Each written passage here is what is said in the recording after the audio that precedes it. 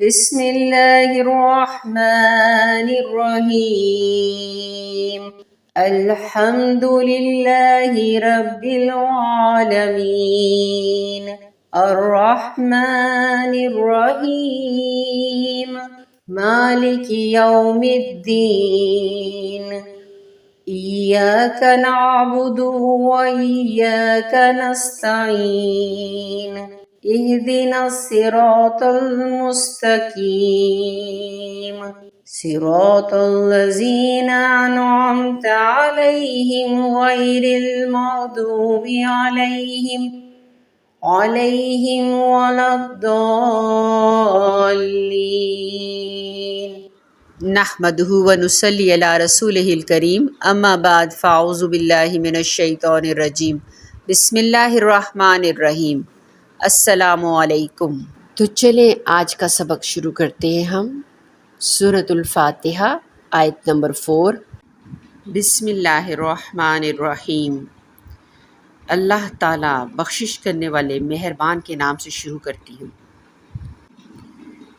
ایاکا صرف تیری ہی، نعبدو ہم عبادت کرتے ہیں، اور ایاکا صرف تجھ ہی سے، نستعین ہم مدد چاہتے ہیں۔ یعنی ایاکا نعبدو و ایاکا نستعین، صرف تیری ہی عبادت کرتے ہیں اور صرف تجھ ہی سے مدد چاہتے ہیں۔ یہاں پہ ایاکا 2 دفعہ آیا ہے، دہرایا گیا ہے، جس سے اس کی اہمیت واضح ہو جاتی ہے، اور عبادت اور طلب مدد اللہ تعالیٰ کے لیے مخصوص ہے کہ اللہ تعالیٰ کی ہی ہم عبادت کرتے ہیں، اسی پر بھروسہ کرتے ہیں اور اسی سے مدد چاہتے ہیں۔ بعض سلف کا بیان ہے تو سارے قرآن کا جو راز ہے وہ سورہ فاتحہ میں ہے، اور پوری سورت کا راز جو ہے نا وہ اس ایک آیت میں ہے کہ ایاکا نعبدو و ایاکا نستعین، یعنی آیت کے پہلے حصے میں ہم شرک سے بیزاری کا اعلان کرتے ہیں اور دوسرے حصے میں اللہ سبحانہ تعالیٰ سے ہم مدد چاہتے ہیں کہ صرف اللہ سبحانہ تعالیٰ آپ ہی کی مدد ہمیں چاہیے۔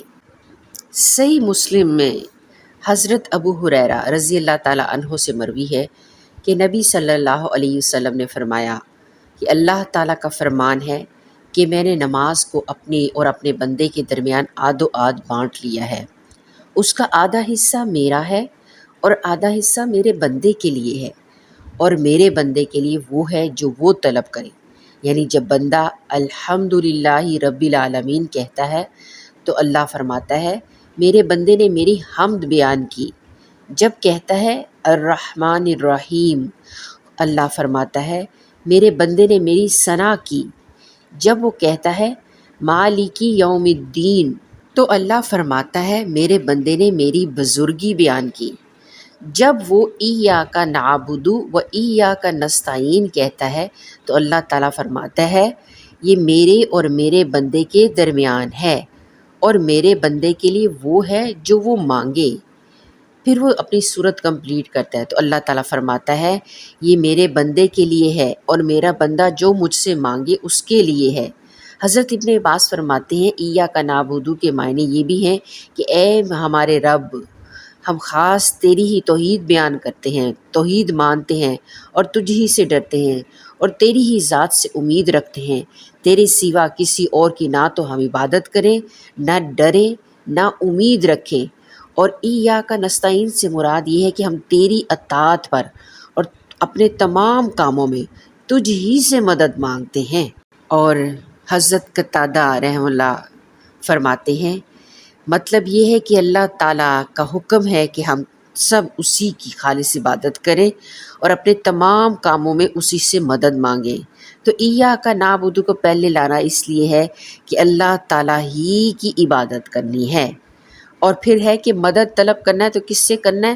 اللہ سبحانہ تعالیٰ ہی سے مدد طلب کرنی ہے۔ ایاکا only yours that all praises for you only۔ تو اس طرح سے ہم اللہ کی بڑائی بیان کرتے ہیں کہ اور اپنے آپ کو جھکاتے ہیں کہ یا اللہ صرف آپ کی صرف آپ سے، اونلی یورز، کہ صرف آپ کی نعبدو ہم عبادت کرتے ہیں۔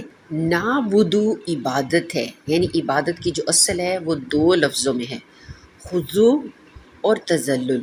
خضوع کا معنی جو ہوتا ہے وہ دب جانا، جھک جانا، یہ احساس کہ اللہ کے سامنے ہر انسان اور ہر چیز حقیر ہے، اس جھکاؤ کو پیدا کرتا ہے۔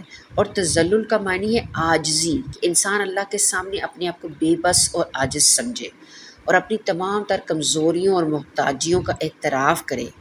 تو عبادت کی اصل ہے جھکنا اور عاجزی اختیار کرنا، انتہائی محبت کے ساتھ اور انتہائی خوف کے ساتھ جھکنا۔ تو ہم یہاں پہ اللہ سبحانہ تعالیٰ سے کہتے ہیں ایاک نعبد، کہ ہم صرف تیری ہی عبادت کرتے ہیں، تیرے ہی آگے جھکتے ہیں، و ایاک نستعین، اور صرف تجھ ہی سے مدد طلب کرتے ہیں۔ انسان مدد کس سے مانگتا ہے؟ جو اس سے اپنے سے بڑا لگتا ہے، جو اس سے اپنے سے بڑھ کر لگتا ہے، جس کی ہیلپ پہ وہ ٹرسٹ کرتا ہے کہ یہ میری مدد کرے گا تو میرا کام سنور جائے گا۔ تو ہم اللہ کے سامنے اپنے آپ کو عاجزی کے ساتھ جھکاتے ہیں، محبت کے ساتھ جھکاتے ہیں، اور پھر رب سے مانگتے ہیں کہ اے اللہ تیرے ہی آگے جھکے ہوئے ہیں اور تجھ ہی سے طلب کرتے ہیں۔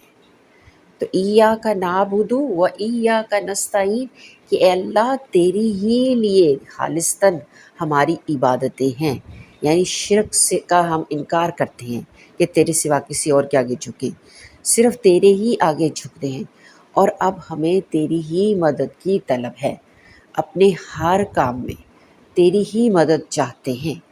چلیں ہم اپنا سبق شروع کرتے ہیں۔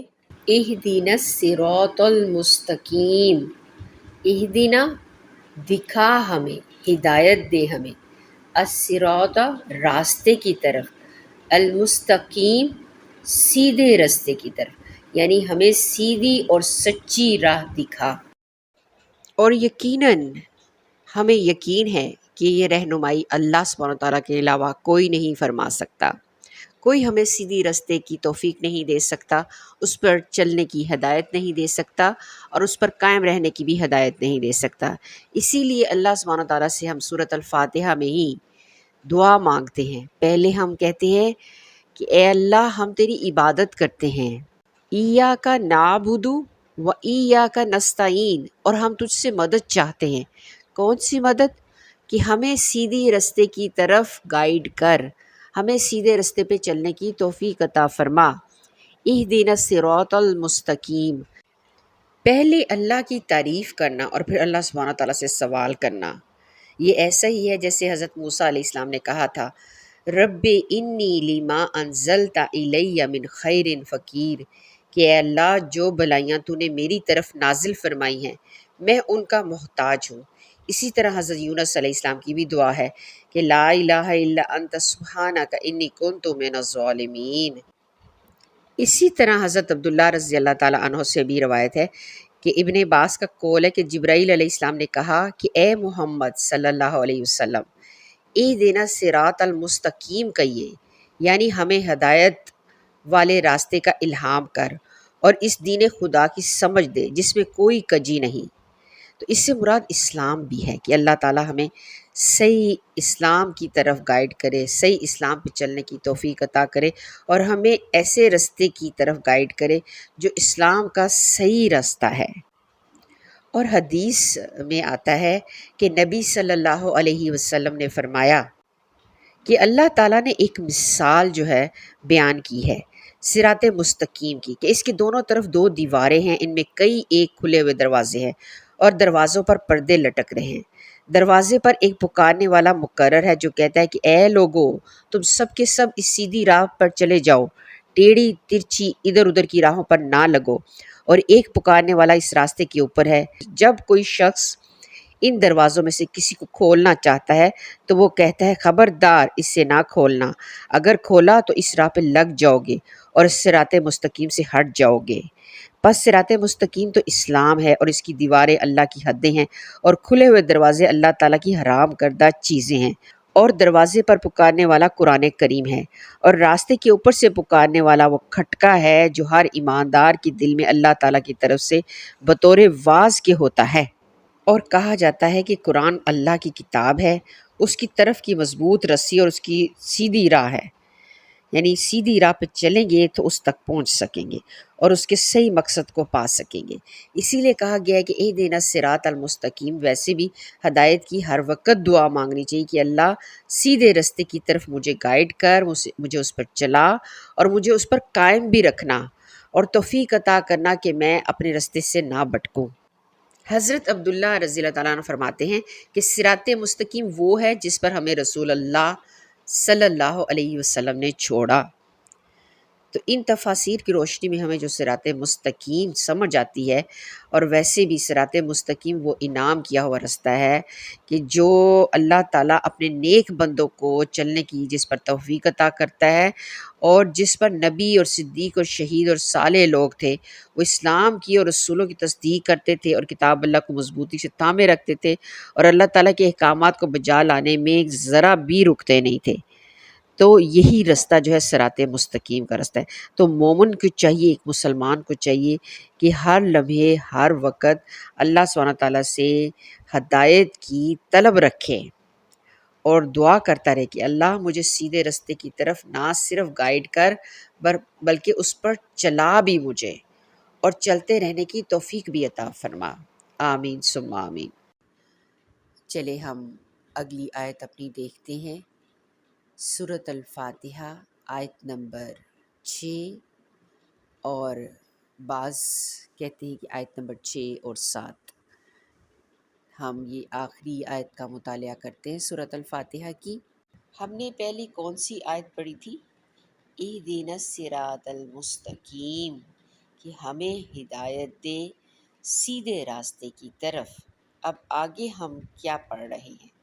صراط الذین، صراط راستہ، الذین ان لوگوں کا، انعمت کہ تو نے انعام کیا، علیہم ان پر، یعنی ہم اللہ سبحانہ تعالیٰ سے دعا کر رہے ہیں کہ اے اللہ ہمیں سیدھے رستے کی طرف گائیڈ کر۔ کون سے رستے کی طرف؟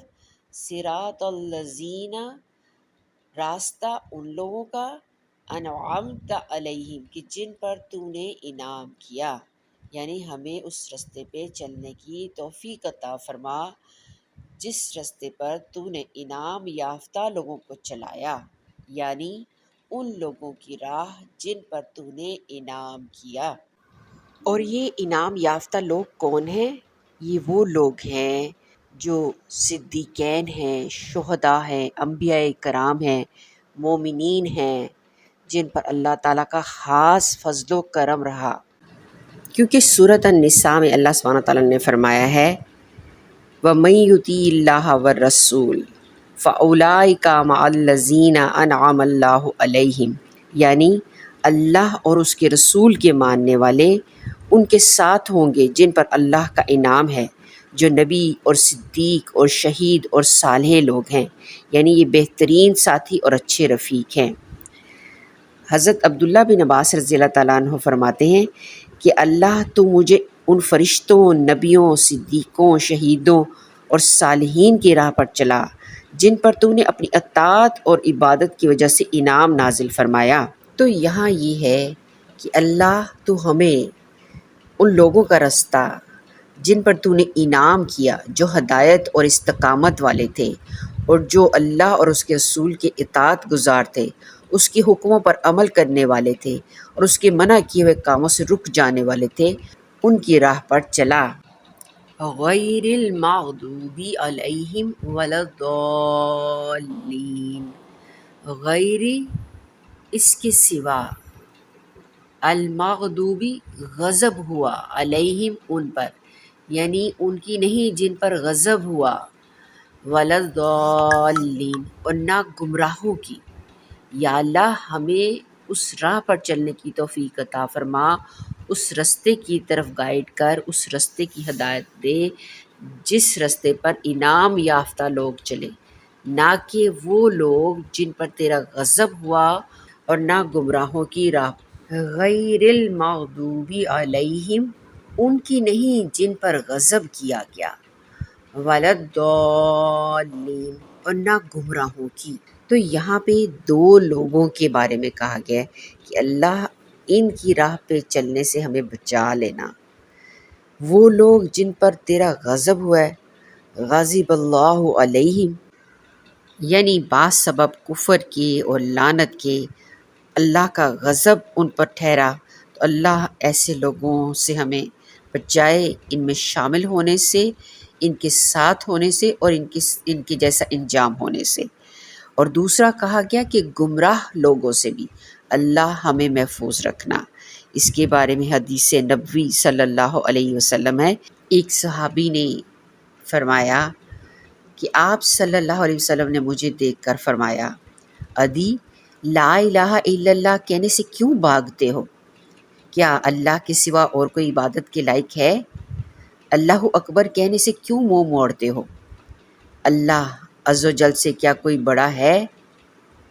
تو مجھ پر ان کلمات نے اور آپ صلی اللہ علیہ وسلم کی سادگی اور بے تکلفی نے ایسا اثر کیا کہ میں فوراً کلمہ پڑھ کر مسلمان ہو گیا، جس سے آپ صلی اللہ علیہ وسلم بہت خوش ہوئے اور فرمانے لگے، مغضوب علیہم سے مراد یہود ہیں اور ضالین سے مراد نصارہ ہیں۔ ایک اور حدیث میں ہے کہ حضرت عدی رضی اللہ تعالیٰ عنہ کے سوال پر حضور صلی اللہ علیہ وسلم نے یہ تفسیر ارشاد فرمائی۔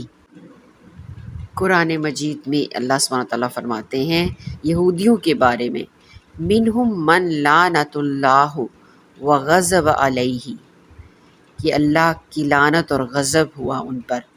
اور اسی طرح اس نصارہ کے بارے میں اللہ سبحانہ تعالیٰ فرماتے ہیں، قد ضلوا من قبل واضلوا کثیرا وضلوا عن سواء السبیل، یعنی پہلے ہی سے گمراہ ہیں اور بہتوں کو گمراہ بھی کر چکے ہیں اور سیدھی راہ سے بھٹکے ہوئے ہیں۔